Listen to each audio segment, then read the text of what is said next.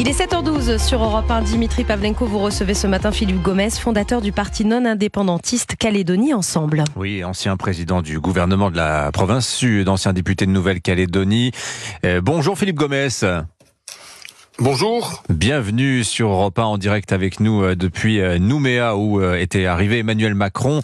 Cette nuit pour nous, c'était ce matin pour vous. Je précise qu'il faut ajouter 9 heures pour avoir l'heure néo-calédonienne. Il est actuellement 16 heures. Visite express du président de la République.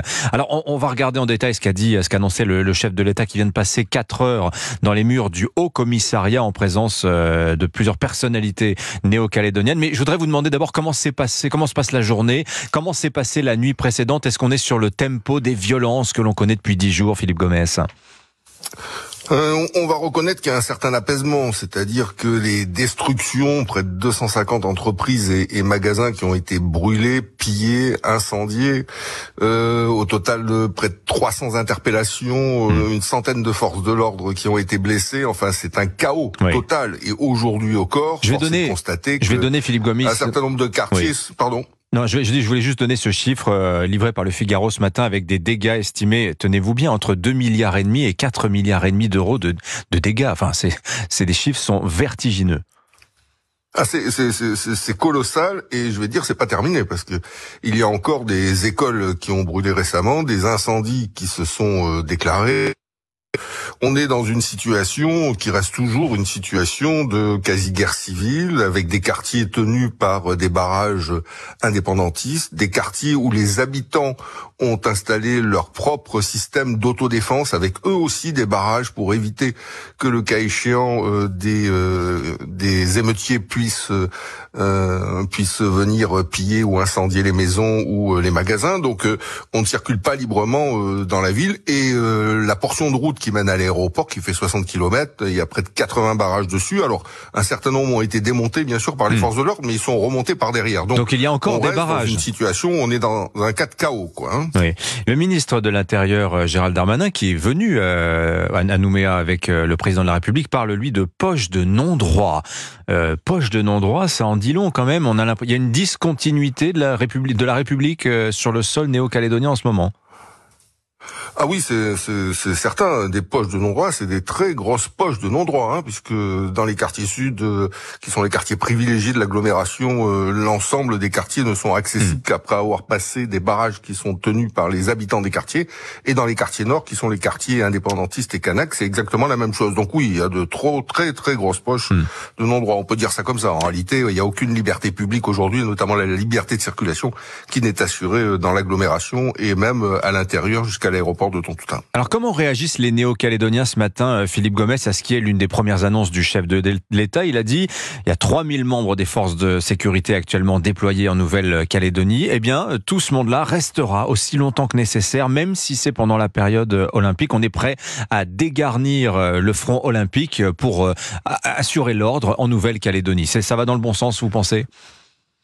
Ah bah écoutez, ça rassure, parce que vous savez, aujourd'hui les Calédoniens ont peur, dans les quartiers ils ont peur, les écoles sont fermées, plus personne ne circule, les magasins sont extrêmement peu nombreux à être ouverts. Donc l'idée que les 3000 gendarmes et policiers puissent rester aussi longtemps que possible, parce qu'on avait effectivement peur qu'ils puissent retourner en métropole à l'orée des Jeux Olympiques et Paralympiques, c'était effectivement une très bonne nouvelle pour la Nouvelle-Calédonie. Mais c'est un triplement, à la sortie, même avec 3000 gendarmes et policiers, l'ordre public, l'ordre républicain n'est pas rétabli. C'est nécessaire, mais c'est pas suffisant en tout état de cause. Vous croyez qu'on va pouvoir lever l'état d'urgence? Normalement, ce sont des périodes de 12 jours, l'état d'urgence, donc c'est-à-dire vendredi. Le président de la République dit ce matin que ce serait peut-être la chose à faire. C'est vers cela qu'il faudrait aller. Ça vous paraît pertinent?